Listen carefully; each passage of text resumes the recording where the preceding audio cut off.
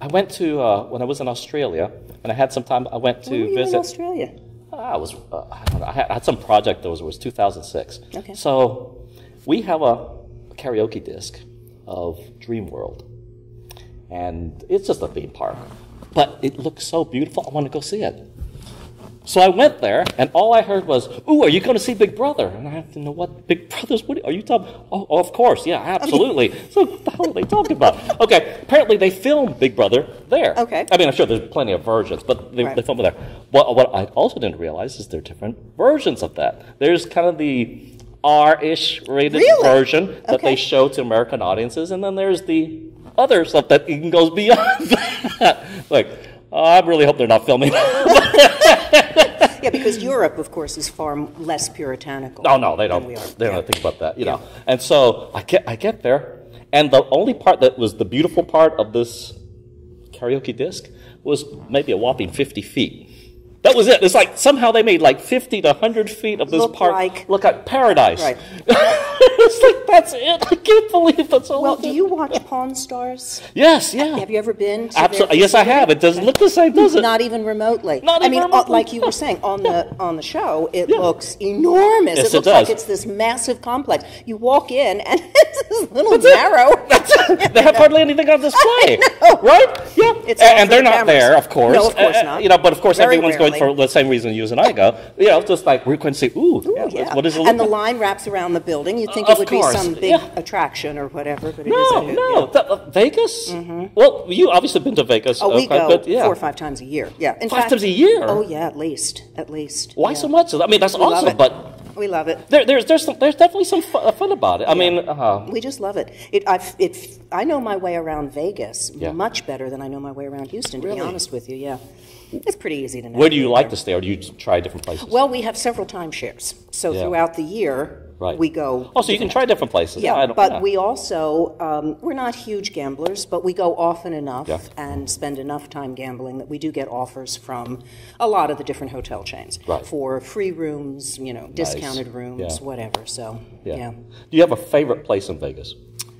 Wow, like a favorite casino, maybe? Anything. We'll go through each one. Favorite casino. Favorite casino, okay. For whatever reason, it doesn't matter. Yeah. Wow, it's hard to say. For different reasons, I like them all. I guess just the structure and the architecture and all, probably New York. Yeah, I just love the way it looks from the outside and inside. Their food court is fabulous. If you're going to just get a quickie meal, that's terrific. Of course, Mandalay Bay is beautiful with their shark reef, etc. But each one has something to offer. And even if you're not a gambler, like I have friends who say, "Oh, I'm not interested. I don't gamble." Oh, well, la-di-da.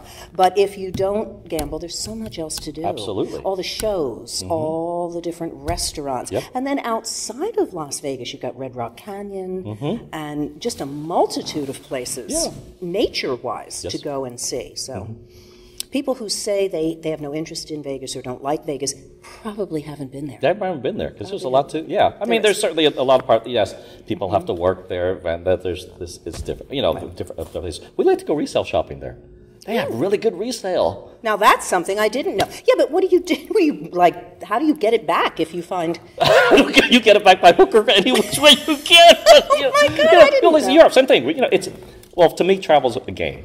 So one of our games is, let's see if they've got any resale. Do they even know what resale is? And Vegas definitely does have some resale. I mean, obviously some places are better than others. Right. And some of them... And these are off the strip, of course. Of course, not on the strip. You're not going to find anything on the strip. Of course. But then some of the places, this is fur coat. Yeah, it's it's only $700 right now. That's not my idea of resale. Right. Now, of course, it's an insane price. It was probably $7,000 to begin with. Of course, but that's not my idea. Neither. No.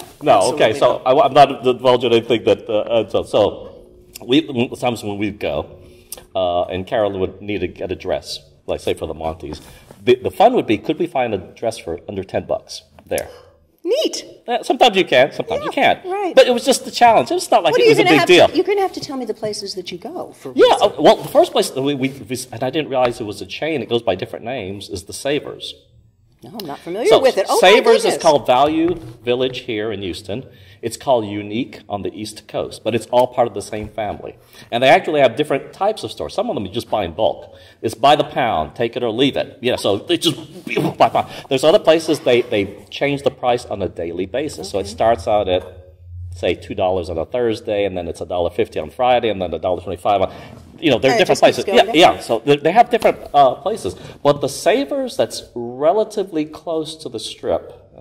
That's all relative, of course. But there's about a mile. I have to find the address. Savers? Savers? Mm-hmm. Okay. Is probably one of the better ones because they seem to get pretty good material. We're going the first week of June. It's just it's just it was a fun thing to do. Yes. We go for the Trek convention, so. We're early anyway. Oh, that's right. You go for the we haven't been in years, but that's what we've got. So, but the first thing we would do is go to the Savers. We're going to the Savers, and everybody shakes their head. Yes, we're going to the Savers. Absolutely. That is so cool. Get off the plane, go to Savers. I love it. In Phoenix, there's a place that's called Last Chance, which is similar to that, except that what it is the final outlet for all the things that don't sell at Neiman Marcus. Ooh. Yeah, I guess we got to go there now. That is called Last Chance. It's right on the main drag, Camelback, I guess it is. Yeah. And every time that we're in that vicinity, Tucson or whatever, we make a point of going there. Wow. Okay, so we're gonna exchange it. And of course, in Europe, they don't necessarily call it resale. It might be thrift, vintage. They go by different names. Right. I think I'll tell you the story. So we're in Amsterdam. And usually, it's mostly women's clothing, right? But this particular one had lots of men's clothing. Did you find some hats and stuff? And Karen's like, I can't believe there's so much men's clothing and men's hats. And, and then, of course, we go to the register, and she comments about how wonderful things are, and they hand her a map of gay Amsterdam. Now we got it. Thank you very much. We got this. Oh, they were great. But they had awesome hats. We couldn't bring up all the hats. The hats they had, So what do you do? Take a couple of extra suitcases everywhere you go, just so you can fill You know what? You keep it kind of, on the low end, not too much stuff, because, you're going to bring stuff back. But, it's just for fun. It's not like you need it or what. It was it was the fun of the hunt, really. Right. Now, that's exactly the way That's all it's about, right? Yep. It's not like you need it or want it or have to do it, but, Well, I've got a trunk full of clothes right now. One of the reasons I was just on time as opposed to being early, which for me is late. But Steinmart is having their 12-hour sale. And it was only from 9 a.m. until 1 today, where you could get an extra $10 off if you spend $30, and then it's 50% off of all their clearance. Right. So I got a trunk full of clothes right now because from 9 to 10, I was madly going. So, I understand the thrill of the hunt. The thrill of the hunt. All right, but so much of this reason. Yeah, that's okay. Back to moving along. How did you get into theater? How did I get into theater? My brother is 11 years, he passed away, but was 11 years older than me.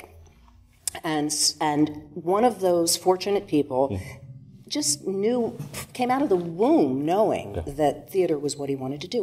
Literally, he was doing puppet shows and charging money at the age of 5 for the neighborhood. What? Yes, yep.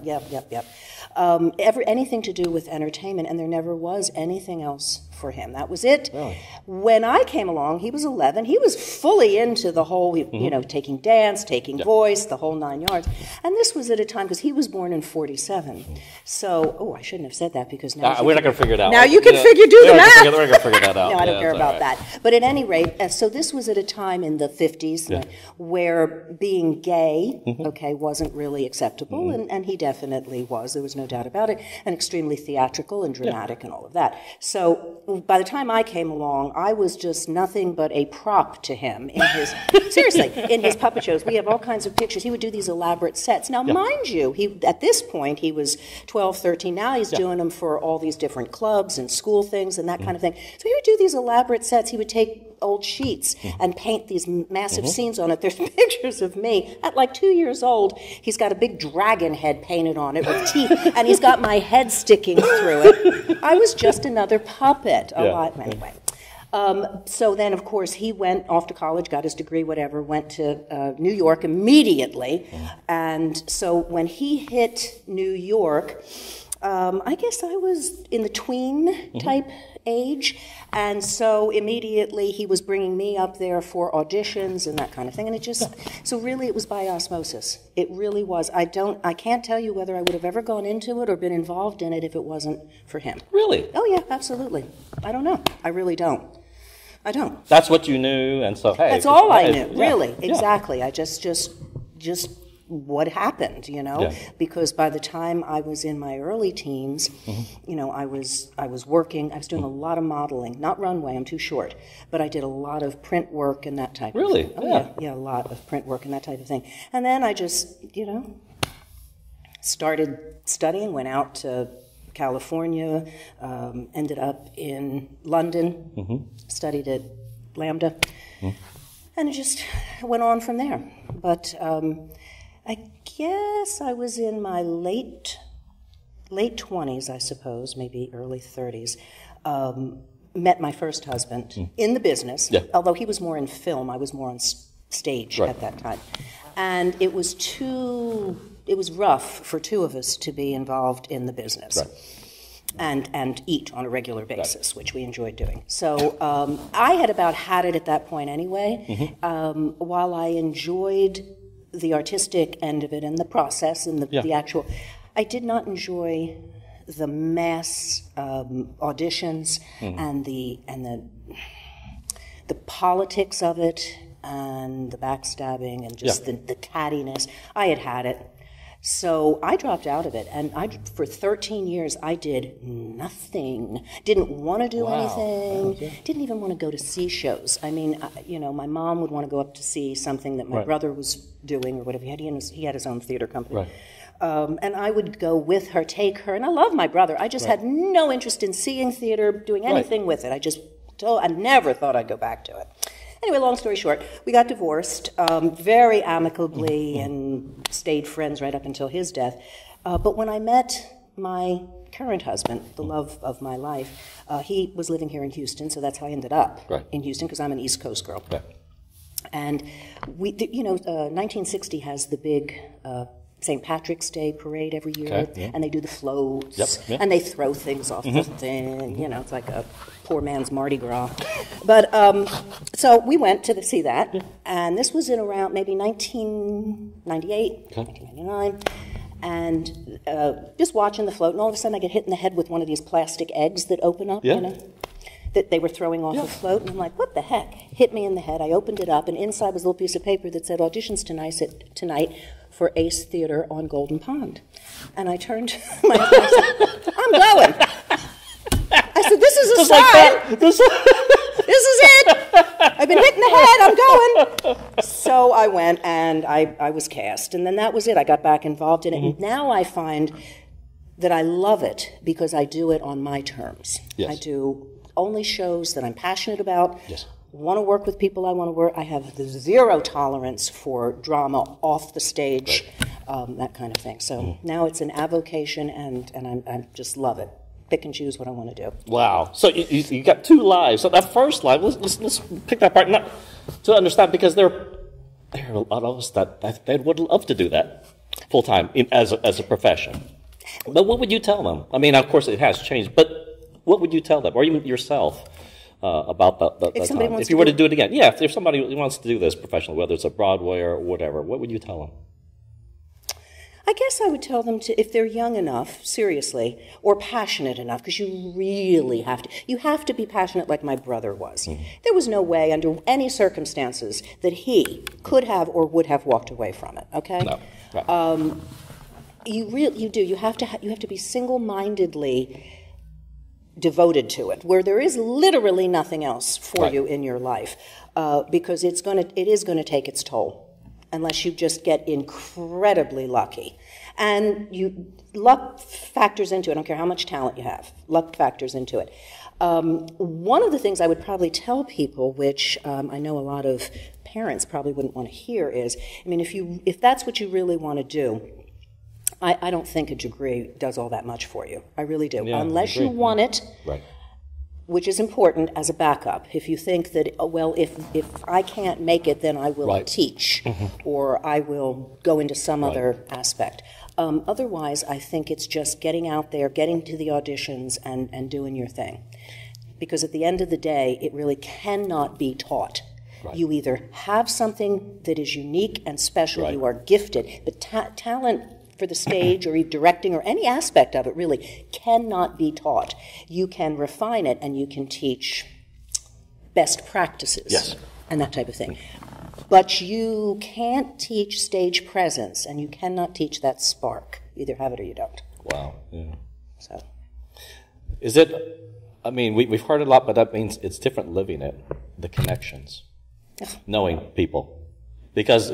Is that true? Is always been true, and is it still more absolutely. true now? Absolutely, yeah. And I don't know that it's even changed all that much. Right. I mean, that's one of the reasons I was happy to walk away from it. I was just tired of it. Yeah. And of course, and you still have it, and that part of it really never bothered me. What I'm talking about is being a young, attractive female in the business. You are definitely going to encounter propositions. Casting couch. Casting couch, absolutely. Yeah. Tit for tat, all of that, you know. But at the time I was living it, I mean, I can't say it was acceptable, but it was accepted, actually. It was wink, wink, you know. People, and, you know, these guys were unscathed by any hint of scandal or whatever, just didn't. But to be honest with you, I never really, that's not one of the reasons I got out. I never found that to be a drawback because, you know, you either are willing to do anything, whatever that might be, including stepping on a friend or stabbing them in the back or getting on the casting couch. You're either willing to do that to get ahead or you're not. Right. And so it never, you know, I just say no. And it never bothered me. Did I probably lose roles? Maybe. But at the end of the day, it didn't bother me. Yeah. So today, is it just as rampant? Probably, but it's a lot more subtle and a lot more covered up and that kind of thing. But yes, it is. So much of it is luck. It really is. It's being in the right place at the right time, just getting that one break, you know, that one thing that propels you to the forefront. Yeah. But of course, look at all the people that have had that one break and have squandered it, or it's gone to their head, and I mean, the list is infinite. Endless, yes. Exactly, so. Stop at the time at Walnut Street Theater. Oh, yes! Because I found out you went there, and we went, holy crap, it's incredible. It's a beautiful theater, It's a beautiful, we can't even get in. I mean, we looked it up. They got like, what is it, 15,000, 45,000 seats subscribed, some ridiculous amount. They never have to sell a ticket. They've sold them all. It's crazy. I mean, but what do you expect? It's America's oldest theater. It's older than the United States. Yeah, exactly. That is incredible. It's just being in it is. You talk about like ambiance and feeling haunted, but in a good way. You know, that kind of thing. It was in the 80s, and I was that's where I met my first husband, by the way. We did their upper floors. Yeah. And I haven't been back in years, but we're devoted to classrooms and black box productions and that type of thing. And so I worked there for several years, directed a number of shows, were in a number of shows. That when I, was in my 20s, and it was one show after another. Of course, absolutely, just no end. But it was just thrilling. It's also where I lost a car door, right on Walnut Street. There, opened the door and the traffic went by. But I did not miss the performance. Just picked the door up, put it in the back seat, and went on. What are you going to do? At least it wasn't raining. Wow. So what do you do now when you're not doing theater? Mostly retired now. Yeah, but you used to do other than antiques? Oh, yeah. How did you get into that? Well, before I got out of theater, going way back, in fact, my very first job other than theater. When I was 15, my mother was friends with the owner of a very upscale jewelry chain in New Jersey, and she got me a job around the holidays, wrapping gifts and cleaning the stockroom and that kind of thing. And so off and on over the years, to supplement the sometime non-existent, money coming in from theater gigs, I would work in the jewelry store. So I got to know jewelry very well. I mean, I did it for years and years and years. And from that, when those stores closed down, I went to help. and the owner was retiring and selling all the inventory, etc. And that's how I met my current husband, because he has been in jewelry and antiques and watches his entire life. Right. That was his career. And they brought him in to run the going out of business sale there for this chain. So that's how I met him. And through him, I got involved doing the same thing. And by that time, I had gotten out of theater altogether. That was Right. during that phase. Right. And so I would go around the country running these going out of business sales. Now, sometimes it would be like a trustee, it would be a bankruptcy situation. Right. So the trustee would come in, put the company that I worked for in charge to get as many dollars as possible for the creditors, and then that kind of thing. So I did that for years. And through that, of course, got to be very familiar with China, crystal, well, all of that stuff. And that kind of morphed into, what would you call it? All right, you know Antique Roadshow. Yes. Everybody yes, knows yes, that, yes. right? Okay. So this was, we started off working for a company we had a team, myself, my husband, and a team of 7 appraisers. Each Right. one had a different specialty. Right. And we would travel all over the country, setting up in major hotel rooms, running full-page ads saying, bring anything you have, let us take a look at it. We would appraise it, no charge. Yeah. If we were interested in purchasing it because we knew that we could flip it, or Right. then we would offer them something. There was never any obligation. If they wanted Right. to sell, fine, and if not, that was okay too. So that's pretty much what we did and how we got involved in that. And we did that for years, and then branched off and opened up our own company that did that with our little team of appraisers, and got to see a lot of the country that way. So do you watch Antiques Roadshow? Or no? Once in a while. I don't watch much TV, though, to be really honest with you. Right. Never have. Really? Never have. But yeah, occasionally, if it's on, if there's nothing. You know what I do like, though? I love that American Pickers. I just Oh, love, my goodness. Oh, Yes, I that's- love those 2 guys. And don't you and I just want to get a van and drive around the country? I mean, you talk about resale and picking and stuff like Right. that. Yeah, what fun. But to me, it's the stories. The stories behind right? it. Oh, Those God. stories behind it. I know. It's incredible. Some of the Yep. stories, you know. Or I'll just let you know, you see them and they have these multiple warehouses. They don't want to sell a thing. No. They say they do. They Yeah. say they do, and Right. then well, how much you want for? Oh, that's not for sale. Sale. That's not. And then you can see them just for, well, what is for sale? But I get that though, because now, and what we do a lot, just because we enjoy it, is there's all these different auction companies all over the country. But here in Houston, there's a ton of them. Really? And they have these online auctions. So my husband and I would be sitting there 2:00 in the morning. We have dining room table. He's got his laptop on one side, I got mine on the other, and we've actually bid against each other once in a while by accident. But yeah, so I mean, we've got to do something, because it's just the 2 of us. We live in a huge house, 6,000 square feet, and you can hardly move in it now. You can't get into the garage. I'm afraid to open the garage doors, falling out. We just see something that we know we can get at a really, and of course, being in theater too, I think you're a bit of a pack rat, because you think, oh, I could use that in a show. Yeah. Don't know when, but sometime, right? So we really need to clear out some stuff. But it's so much fun, and if you haven't gotten into that yet, I need to show you. Oh, my sites. God. You'll love it. It's so much fun. It's so much fun. So. Well, so you've got plenty of things to do. Just never I don't understand how people can be bored. I just don't get it. And these people who kill themselves because, I've done everything, been there, done. Hello? How selfish and rude can you be? If you've done everything you want to do, why don't you help somebody else? Yeah, I don't have a lot of patience for that. Okay. Because I could live 10 lifetimes and not accomplish it. I could live 10 lifetimes and not read every book I want to read. That alone. Well, what books do you like to read when you've got time? Which doesn't sound like a lot, but when you have the time, I'm big on the audio books. Oh, really? Oh, absolutely. Yeah. I use for years, like most people, I smoked, and I quit around the year 2000. But for some reason, I used to go through 4 or 5 books a week. Yeah. Literally, I would read constantly. Once I quit smoking, I found that my attention span for that was nil. I mean, I just couldn't seem to get through a book anymore. But I discovered audiobooks, and because because of the theater I do and other things, I do drive a lot. Yes, a lot.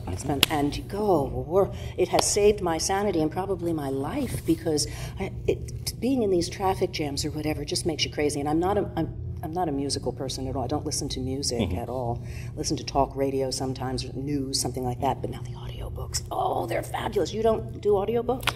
I do, but the thing about especially if you're driving a lot, it's Houston, you drive a lot. Yeah. But the other thing about the audiobooks is it really helps to have a good reader. It makes all the difference a narrator? of the world. The narrator, oh my goodness, yeah. If you get a bad narrator, even if the book is good, it'll just drive you crazy. You can't stand it. If they're trying to do different voices and and they can't do it, Would you ever want to do that?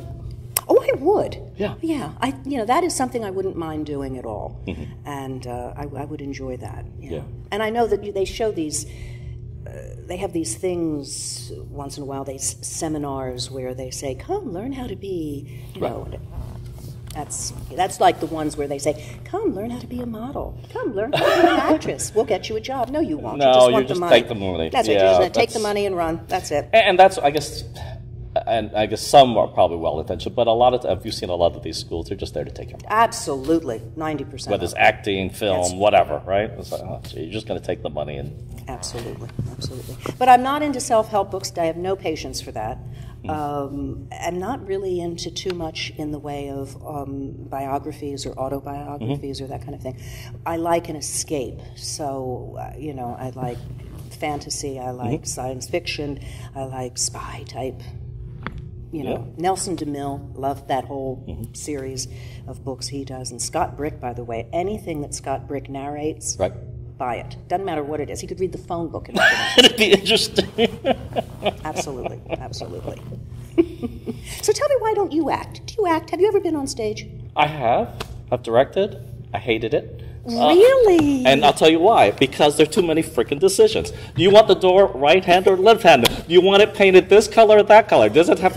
I don't care. I want a freaking door. I want it there. Because I always, mistakenly thought I'm just interested in the characterization. Right. Right? This we choose the characterization. This other stuff... Yes, I know. I get it. You need to have that, but I wasn't interested. And you just get peppered with these questions. Every 2 seconds. If you have a strong vision, that's great. Yeah. That's not me. I'm interested in the characterization. The truth of that. This other part, yes, I know it's important. I don't care. It's like, oh, please. No, there is. And you know what I'm talking about. There's plenty of decisions. I know exactly. And if you have a very definitive, that's fine. That's great.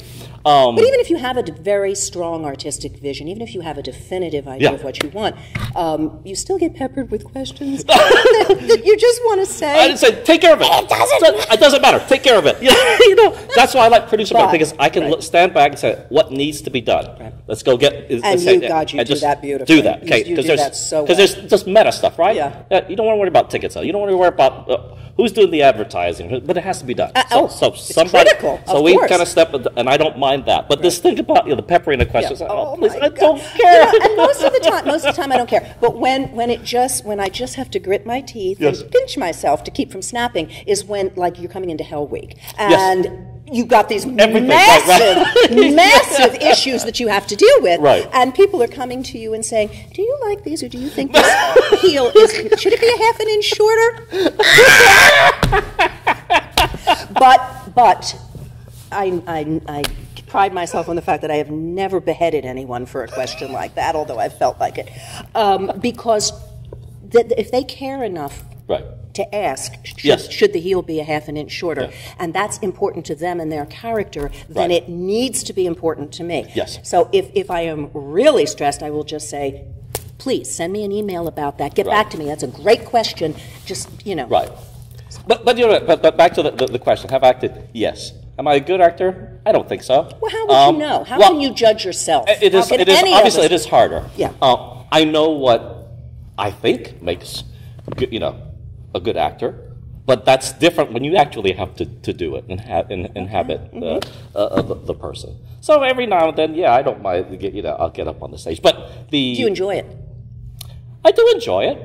I don't enjoy the makeup process. The makeup process, what a typical man. No, I enjoy it, and it's interesting. There is a camaraderie when you're on stage, or can be. Let's put it that way. That's different from when you're working tech. Oh, yeah. You know, or something like that. It's just different. So that part, yeah, it is nice. But I don't have to do it. I think this is back to the passion. You know, you gotta have a true passion for it. I don't have a true passion for it. I enjoy it. It's fun, but I don't have a passion. I have a passion for directing, but not so much for acting anymore. Yeah. And when did you discover that passion for directing? Wow, early. Really? Oh gosh, yes. I hadn't even directed yet, but knew that that's what I wanted to do. Yeah. That's what I wanted to do. And what is it about directing that there's? I don't think it's any. I don't think it's any different than someone who is passionate about painting, you know, artwork, sculpting, and any of a pianist who just it's the creation. Yes. Okay, it's that is my canvas. That is my creation. And you're awesome. And well, no, I mean, we very much. We try to get the good directors here, but obviously it's not just that you have a passion for it. I know you, but you're really good at it. I appreciate it, and I you're good with I think part of the reason maybe is because I am passionate about it. This is what I want to do, and I'm only concerned really with creating that. And it's maybe another reason why I'm not as interested in acting. I don't. But you do. I do. I have for years. Absolutely, absolutely. But I'm not as interested in that at all anymore as I am in the direction. And that's been that way for many, many years. There's only most of the roles that I have felt, I must do that. I've had the opportunity to do. Very fortunate. And those that I didn't, it's past the point. Now maybe I would like to direct that type of thing. Right. But I am not interested in or even comfortable with, how can I put this, with the accolades or with looking for instance, I never, whether I'm in something as an actress or directing it, I never go out after the show, whatever. And I'm not comfortable with even doing director speeches. I'm always much happier if someone else does that. Yeah. I want to spend my time with the cast, like before they go on or whatever, and I'm just as happy helping the stage manager and the crew clean up afterwards as I am. That I would rather do that. I'm not, So, but the actual creation part of it, oh gosh, I love it. I do. I just love it, and I love helping the actors reach their potential, or feel comfortable enough to try things, to be free, to let go, and I love bringing that out in people. I love helping, and with young people, igniting a passion for the theater in them. I just love that. Well, thanks for passing on the gift to others. When you do the directing, is there growth for you or no? Or is it just this experience that you've been having, that you're helping others? I'm not sure I understand. So, a lot of actors they pick a role because it's growth for them. They haven't done the role before, maybe they haven't memorized that many lines before, maybe they learned something about themselves. You really think that's why people choose roles? Oh, yes. Other people. There's all kinds of reasons why people choose it. They want to be out there. Okay. They want. No. I mean, usually it's just I want to be out there. I want the applause. Right. Okay. I understand that. Okay. That's nice. The applause is nice. Sure. But for you as director, and you see this process, is there growth for you? Is it just the experience for you? I mean, it's not just you're trying to recreate an experience or something like that, but there is. I can't. And whether you're on stage or directing, producing, doing lights, and even outside of theater, I think any experience, if you really keep an open mind and you acknowledge to yourself on some level that you couldn't possibly know everything there is to know. You are going to learn and you are going to grow without intending it even, if you're open to it. Yes, absolutely. I learned something. And I'm reminded of things that I may have forgotten. Seriously. One of the things with the Diary of Anne Frank, which was just so gratifying to me, was working with these young people, and not just the young people, but or everybody actually, but the neophytes too. A couple of the older actors that had not been on stage or not been on stage in 20-some years. Their passion for it, their excitement about it, their love of it was so infectious. and really helps to reignite or help you to remember what it is you love about it, or why you do it, okay? It's, the simplest answer to your question is, nothing I have ever done in theater has been routine. I have never done anything that was by rote or whatever. And now, well, maybe early on, I did a few things that I just had to do because I had to paycheck or whatever. But ever since getting out of it and getting back in, for sure, any project I choose, it's because I love it. It's because it's something I am passionate about. It's either a story I want to tell, or it's so yes, in answer to your question, it's a challenge to stage. I did a show this time last year called Porcelain, which was very edgy, very dark, gritty piece, very difficult to stage, extremely. And that was the main reason that I said yes to it. So yes, there are projects I choose almost specifically because it's something I've never done, or it really is a challenge. But for the most part, it's just for the sheer love of creating. And like I said, one of the biggest benefits for me, one of the biggest paybacks, is watching my actors morph into the roles, feel comfortable and safe enough on stage to create, and just to have a good time with it. Very important to me. How did you get into theater? Did you get into it through Carolyn? The first time I did this, I think I was 12, which would be late for most folks. Well, probably you weren't married to Carolyn. No, I wasn't there. And it was one of these Parks and Recs things. You had to do a one-act play. And so we were doing, I don't know, what is it, The Birth of the Flag or something like that. And I got to play one who introduces the American flag, but my proposal was a flowery print.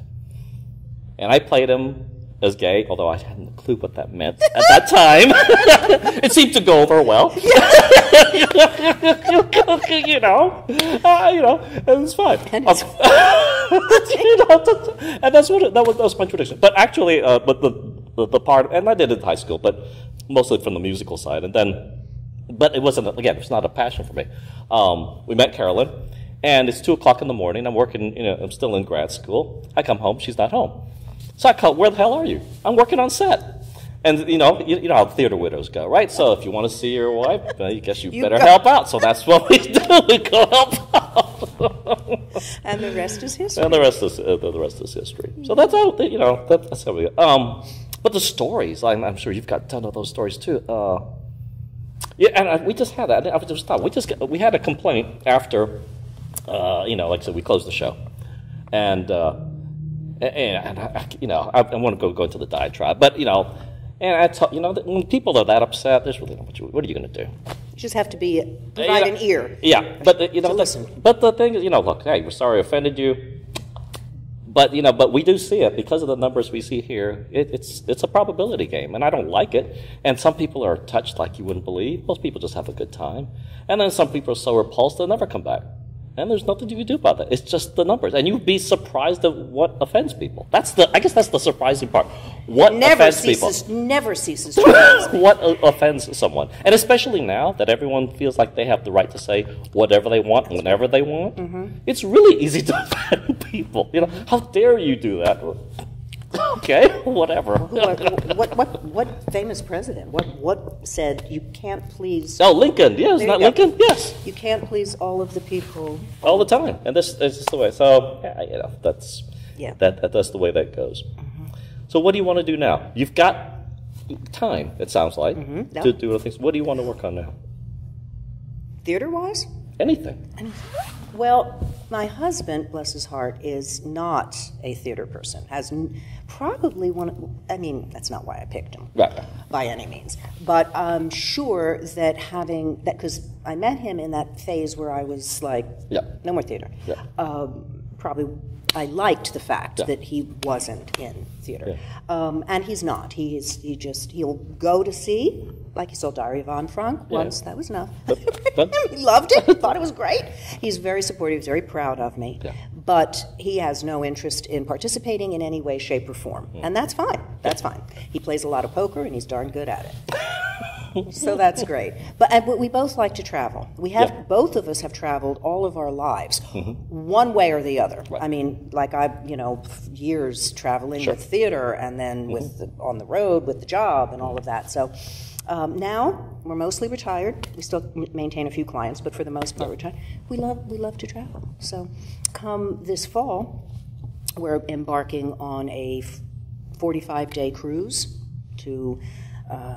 It goes to Hawaii, it leaves out of Vancouver, it goes to Hawaii, and then all of the South Sea Islands and New Zealand, and it ends up in Australia and all that. So we have multiple timeshares that we make use of and enjoy. But when I was doing more theater than I do now, like going back several years, it was putting a crimp in the amount of time we could travel. That's one of the reasons that I've cut back. Plus, I have attained, been very fortunate and able to do many of the things on my bucket list, including Diary of Anne Frank, which had been on there for years.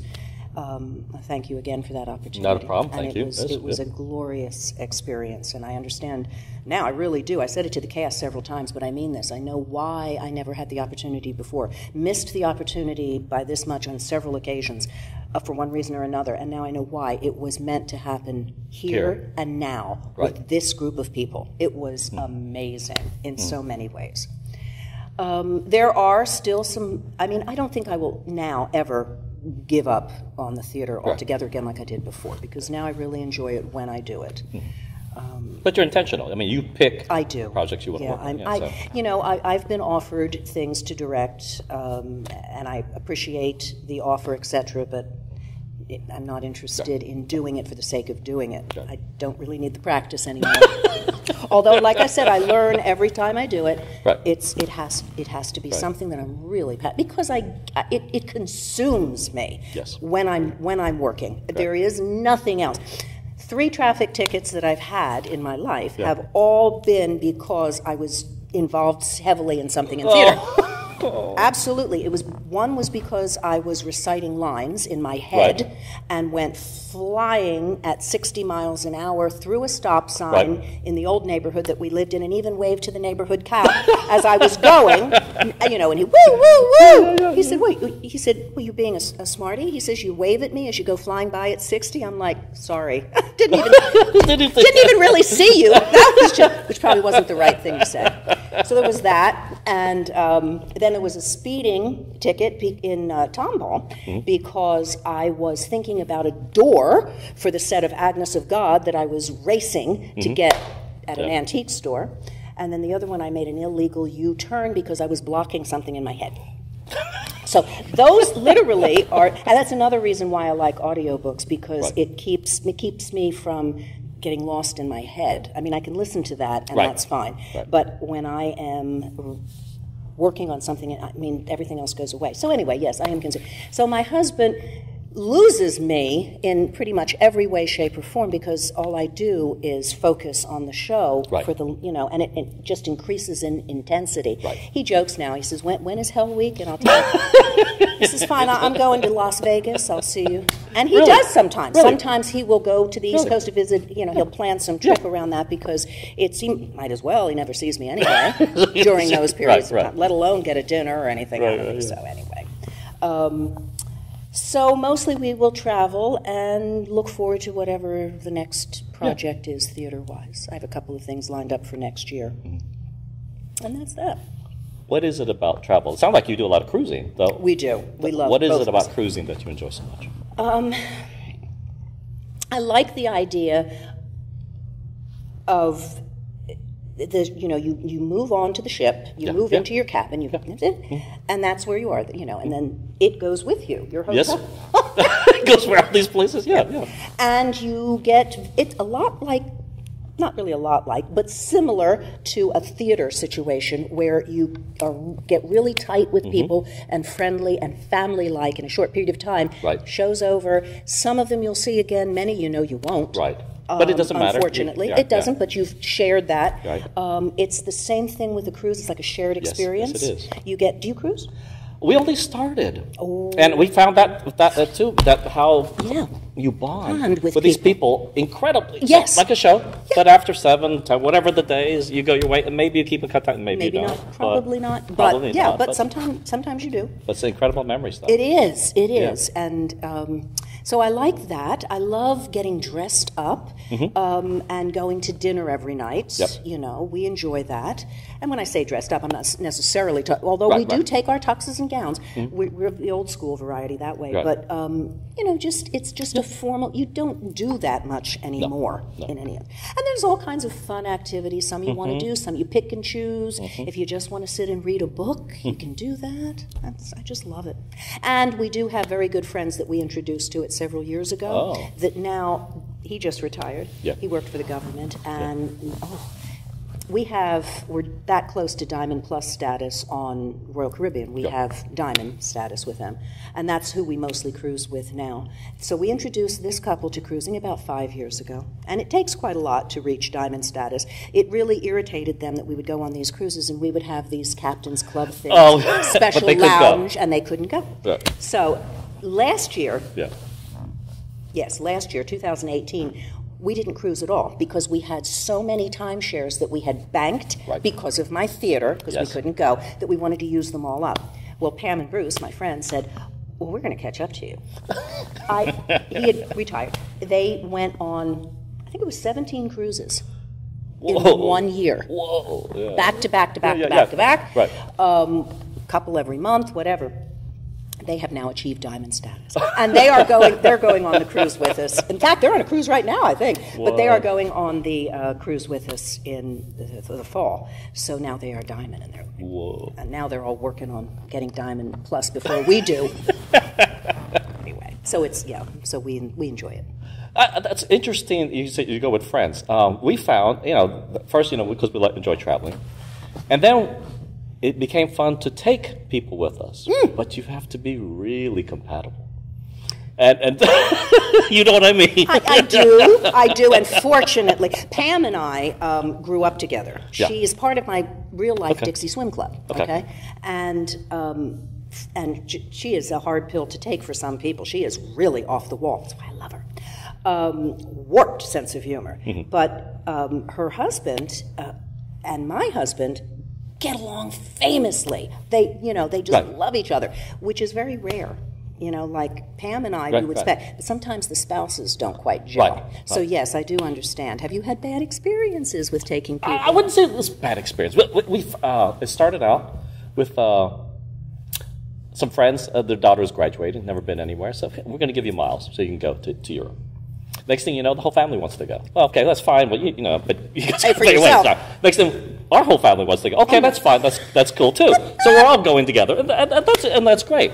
Well, and we're good friends, but when you're decompressing, everyone has their own way of doing that. Absolutely. Some people like to watch TV. Some people just like to lounge. Some people like to walk everywhere. Go. Right, go. Right, so I want to go to the next thing. Some people like things that are less planned, everything's got to be, planned. Yep. And those little details, that's what I'm talking about. Yes, that can and it's true be. of anywhere, whether it's a Disney vacation. That's true of anything. Yeah. Yes, absolutely. And actually less so on a cruise. You have, the downside when you're confined like that with people is that you are confined with people. You're on a ship and it's... But the ships, for the most part these days, are large enough that you can each do your own thing. If you want to just go sit by the pool, if somebody's really laid back, if somebody wants to hit every dance lesson, whatever, that's... So there's options, and you're not going to get lost because you're on the ship. Right. So, The interesting part. Well, thank you so much for doing for us. I'm going to ask you the question we've been asking everyone these days. If heaven exists, what do you want God to say when you get to the pearly gates? Oh, my goodness. I'm very doubtful that I'll ever make it there, to be honest with you. I guess what I would not want him to say is, go away, turn back. Just... Sorry, you took a wrong turn. A little bit lower there. There you go. Grab the elevator down. That's what I wouldn't want him to say. Welcome might be. But if, all right, all smartiness aside, I guess the biggest legacy that you know is that I have made people happier. That's all I care about, really. Yeah. If I have achieved that at the end of when I shake off the mortal coil, in some ways, if I have made somebody's life better, even one person. I know that sounds schmaltzy, but that is very. This is one time I'm not being a smart ass. I mean that, sincerely. And I know you probably get this too, and probably in the most unexpected times. Can you tell me a story where you touched someone's heart but you didn't even realize it, and it changed you, the fact that they were changed? One, and I'm not sure that I don't know that it had anything to do with me, or if it was just coincidence, or if it was because of something I did. Back when I was much younger and going up to New York and auditioning quite a lot, there's a play called The Runner Stumbles. Yes. Okay. Which was on my bucket list, by the way. Yeah. First to play Sister Rita, and then to direct, and recently I had the opportunity, so that's wonderful. But one of the reasons it was on my bucket list was because when they were mounting it on Broadway, I went and auditioned. It was like 800 for Sister Rita. And, I mean, I was young. I think I was 18 at the time. It came down to 3 of us for the role, with callbacks, et cetera, et cetera, et cetera. And it was myself, and I don't remember the other one, and then, of course, the one who actually was cast. But when we had the final callbacks, the woman, because she was I think she was in her early 30s. I was 18, and the other woman was a little too old, I believe. The third one was like 40-something. But anyway, the one that actually got it had another audition. My callback for The Runner Stumbles was before hers. Right. And she was running very late for her other audition. I said, why don't you go ahead, take my spot? Yeah. It's okay. Yeah. And she did, and apparently they loved her, as well they should. She was phenomenal. And when I went next, I don't know whether they were anxious to get to lunch or if they had already made their decision because they saw her and just knew she was the right one for the role. Right. But I mean, I had like 30 seconds, and they said thank you, and I was done. Right. She ended up getting the role, winning awards, and the rest is history. So whether or not my passing my spot on to her had any bearing on it, I don't know. But it's possible.